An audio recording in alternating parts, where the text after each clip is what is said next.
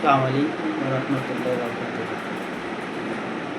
প্রিয় দেশবাসী, বিশেষ করে পশ্চিমবাংলাবাসী, আজকের একটা নিকটজনক যে ঘটনা যে দেখেছেন, যে নওশাদ ভাইকে নির্মমভাবে মারধর করা হয়েছে এবং অ্যারেস্ট করা হয়েছে, এর তীব্র নিন্দা জানাই ও ধিক্কার জানাই।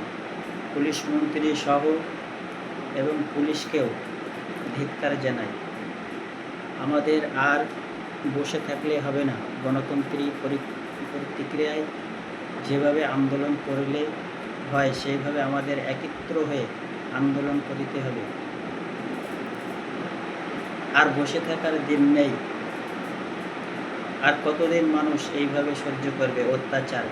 বিজেপি এবং টিএমসি দুজনা মিলিতভাবে এই যে কাজগুলো, ন্যাক্কারজনক কাজগুলো করছে, আর মানুষ কি ঘুমিয়ে দিন কাটাবে? শুধু মুসলমান বলে কোনো কথা নেই। হিন্দু, মুসলমান, জৈন, খ্রিস্ট, আসো আমরা সব এক হয়ে এই বিজেপি এবং টিএমসির বিরুদ্ধে আমরা একত্রভাবে আন্দোলন করি, এর তীব্র প্রতিবাদ করি।